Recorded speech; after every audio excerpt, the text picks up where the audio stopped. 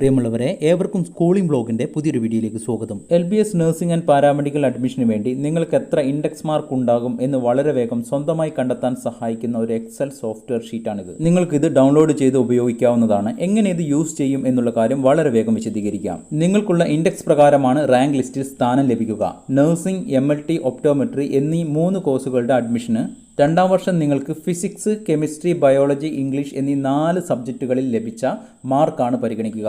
അതേസമയം ബാക്കിയുള്ള എല്ലാ കോഴ്സുകളിലേക്കും ഫിസിക്സ്, കെമിസ്ട്രി, ബയോളജി എന്നീ 3 സബ്ജക്റ്റുകളിൽ നിങ്ങൾക്ക് രണ്ടാം വർഷം ലഭിച്ച സ്കോർ മാത്രമേ ഇൻഡെക്സ് മാർക്ക് ഉണ്ടാക്കാൻ വേണ്ടി പരിഗണിക്കുകയുള്ളൂ. നമുക്ക് ഈ എക്സൽ ഷീറ്റ് ഉപയോഗപ്പെടുത്തിക്കൊണ്ട് കൃത്യമായി എങ്ങനെ നിങ്ങളുടെ ഇൻഡെക്സ് മാർക്ക് കണ്ടെത്തും എന്നുള്ള കാര്യം നോക്കാം.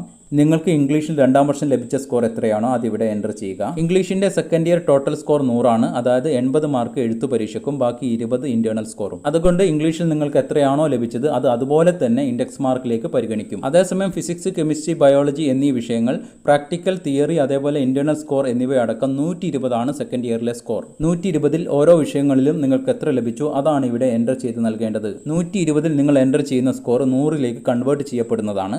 അതാണ് നിങ്ങളുടെ ഇൻഡെക്സ് മാർക്കിലേക്ക് കണക്കാക്കപ്പെടുന്ന സ്കോർ. അങ്ങനെ നിങ്ങൾക്ക് 4 വിഷയങ്ങളിലും ലഭിച്ച സ്കോർ ടോട്ടൽ ചെയ്യുന്നതാണ് നിങ്ങളുടെ ഇൻഡെക്സ് മാർക്ക്. ഇവിടെ ഈ ഒരു വിദ്യാർത്ഥിക്ക് 370.83 ആണ് ഇൻഡെക്സ് മാർക്ക് ഉള്ളത്.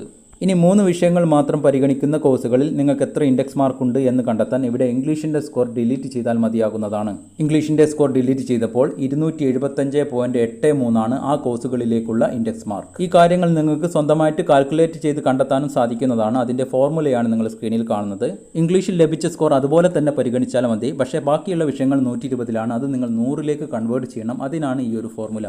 നിങ്ങൾക്ക് ഒരു ഉദാഹരണം ഇവിടെ കാണാവുന്നതാണ്. 112, 120ൽ 112 ലഭിച്ച വിഷയത്തിന് കാൽക്കുലേറ്റ് ചെയ്തപ്പോൾ 93.33 ആണ് 100ൽ ഉള്ളത്. ഇതുകൂടാതെ ഇത് വളരെ വേഗം കണ്ടെത്താൻ നിങ്ങൾക്ക് 120ൽ ലഭിച്ച സ്കോറിനെ 1.2 കൊണ്ട് ഡിവൈഡ് ചെയ്താലും ഇതേ സ്കോർ തന്നെയാണ് ലഭിക്കുക.